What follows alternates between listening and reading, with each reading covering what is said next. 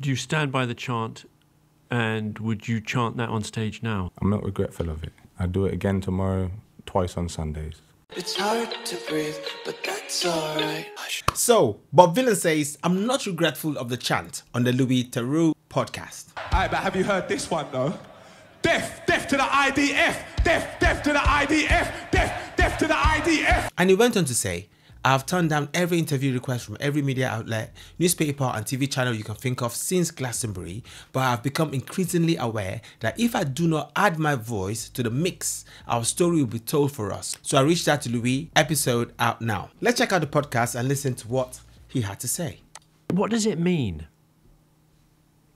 What does it mean? Death to the IDF, yeah. You tell me what you think it means. Death to the IDF. Simple. Means death to the IDF. Unalive them all. I guess my starting point is, and speaking, it's, you know, because we've got very different life experiences. I'm conscious of all the privilege I've enjoyed, which is my long wind up to saying, I was talking to the team about this, like, I don't think there's any chant that starts with death to that I'd be especially comfortable with, even like... Death to capitalism. Death to capitalism, death to paedophiles, death to Nazis, death to...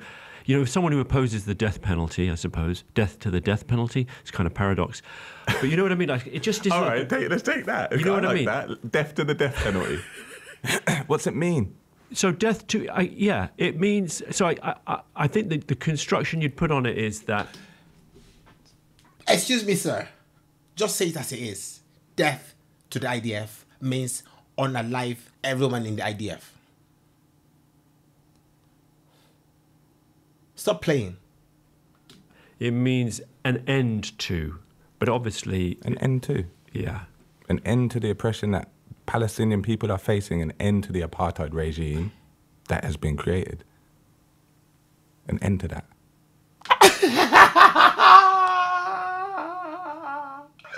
Are you serious? Is that what you meant? Are you serious? That is what you meant? An end to the IDF. So why did you just say an end to the IDF? End to the IDF. You said death, mate. Unalive, mate. End, the IDF does not rhyme. It wouldn't have caught on, would it? Are you changing what you said? You said, I'm not regretful of the chant, but you're trying to change it. Ah! Bob Vylan, Bobby, Bob's your uncle. Do you know what I mean? Because that is what we're up there to do. We are there to entertain. We are there to play music. I am a lyricist, right? Death to IDF. Lyricist. Rhymes. Perfect chant. Death to the IDF. Rhymes. But you don't care about what people will take.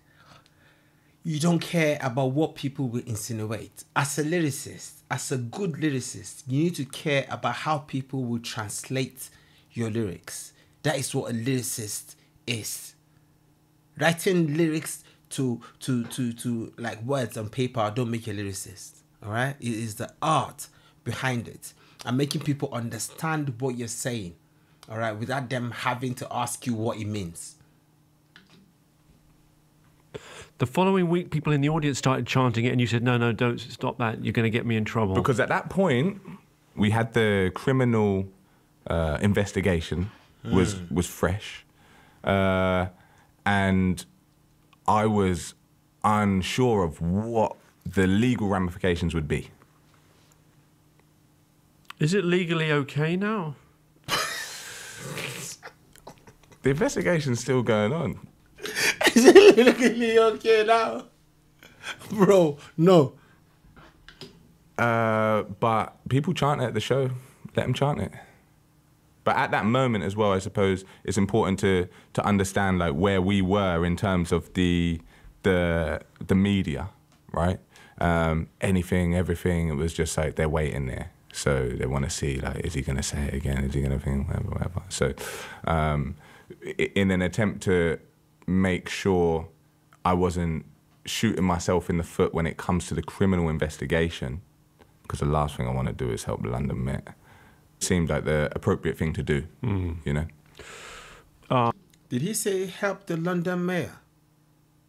If the London mayor wanted you, he would have got you. The other thing to reflect on is it was alleged that after the Glasgow set there was an uptick in anti-Semitic incidents. Did you see that? Yeah, yeah, I saw it. The Community Security Trust, an anti-Semitism monitoring charity, they noted that 29th of June saw the highest daily total of anti-Semitic incidents in the first half of 2025. That's a report in The Guardian. What are they counting as anti-Semitic incidents? I don't know. Yeah, because I didn't see what they were counting as anti-Semitic incidents when I read it in The Guardian either. I wonder how you would find that out. Manchester Because Synagogue? in the reporting, no one seemed to press on that quite key detail. Like what are we claiming is anti-Semitic? But I do think it's fair to say that there's a lot of nervousness in the Jewish community in general. Is that in your head at all? The possibility of like creating an unsafe atmosphere for the Jewish community? Me creating an unsafe atmosphere? You're laughing. It's funny. Well, that's what you've been accused of, isn't it? Mm-hmm. Yeah, I don't think I have created an unsafe atmosphere for the Jewish community. If like there were like large numbers of people being like going out and Bob Vylan made me do this, then maybe I might go, oof, I've had a negative impact here. Like, again, in that that report, what definition are they going by? We don't know that. So it's kind of hard to have just to add anything to that, I suppose. We're going to find out. A little bit of suspense for people to listen to the end. You could argue it became a massive distraction, right? And maybe was deliberately weaponized as a distraction tactic. Owen Jones said in his commentary, a day earlier, this is before Glastonbury, the Israeli newspaper Haaretz revealed that Israeli soldiers and officers had confessed they'd been ordered to shoot at unarmed Palestinians as they queued for aid. At the same time, Ted Cruz, the American senator, is using you and the chant as a stick to beat anyone who disagrees with Israeli policy with, like, I mean, that's an American senator with a huge international profile. So I guess it's a distraction, but in that sense, maybe it's a tactical error.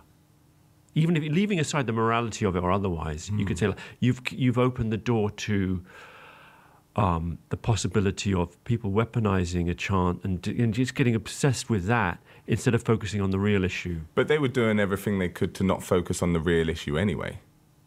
And it's not like they were so focused on the well-being of Palestinian people in the first place. And then, oh no, here comes Bob Vylan and distracts us all. And now we have to comment on this, you know? No, it wouldn't have changed their outlook, but you could argue that it gave them an opportunity to distract millions of people or hundreds of thousands of people and say, like, here, this is the problem. It's not people being killed, civilians being bombed and killed, and children being bombed and killed in Gaza. The problem is we got... You know, the way Louis, however you pronounce his name, the way he's saying it, it's as if Israel just decided to go bomb civilians, bomb babies, bomb children, bomb Gaza, bomb Palestinians, just because they're Palestinians. Just like that. Just woke up in the morning, it's a good day to go unalive Palestinians. They're babies, they're civilians, they're innocents. Let's go bomb them. And they went. And they couldn't finish it. 2 years, they couldn't. With all their military might, they couldn't finish Palestine in 2 years. And Palestine and the Palestinian population grew. Make it make sense. Just look, and read between the lines. There's a problem they're trying to sort. They don't want to be unalived. They were attacked October 7th, and they're trying to make sure they're safe. A punk rock artist saying death to the idea, that becomes an opportunity to misdirect. Well, yeah, but then even with you saying that, like, listen to how ridiculous it sounds. Do you know what I mean? It's ridiculous. I think it kind of worked for some, though, didn't it? I don't know, because I think shortly after they were done battering us, the tide started to change a little bit. In what way? Well, I think having to have that conversation about the chant, as they were all having amongst themselves, it created this discourse within the media of, is the chant right? Is it okay to say? Is it anti-Semitic? Is it this? Is it that? And then that gave platform to certain people, maybe like Owen Jones, that would come on and say, well, actually, this is what we should be focusing on. We need to focus the attention back onto Gaza, back onto the people of Palestine, and we need to, and he's laying out facts and presenting his argument. I think, like, it allowed for that conversation to have a new life, almost, because unfortunately, people have short attention spans, and watching people being killed every day in real time for the last 2 years, so vividly, so prominently, I think a lot of people just got numb to it. They stopped even seeing these individuals as actual people, start seeing them as numbers. But it's disgusting. Who cares about the chant? Why is that the conversation that they're having? But I do think within that conversation, it allowed to bring the issue back to the front page. Do you stand by the chant, and would you chant that on stage now? Oh, yeah, like what, if I was to go on Glastonbury again tomorrow? Yeah, I would do it again. I'm not regretful of it. I'm not regretful of it. I'd do it again tomorrow, twice on Sundays. I'm not Well, there you have it, guys. regretful of it at all. Like, the subsequent backlash that I've faced Made me famous. Made me so famous, and I'll do it again. Yeah, I'll do it again. Yeah, a lot of us never heard of Bob Vylan. When I heard Bob Vylan, I thought it was a mistake. I was like, Bob Dylan? Bob Dylan? But Bob Dylan was before my time. And I was like, oh, Bob Vylan. All right. it's minimal. It's minimal compared To my fame. to what people in Palestine are going through.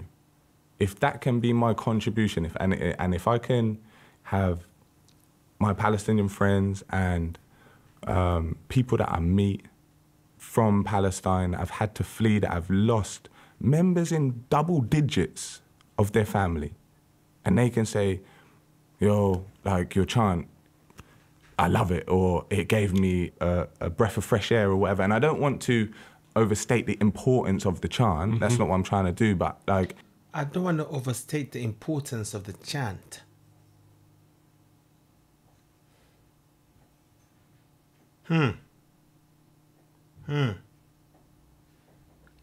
So all the blame falls on Israel.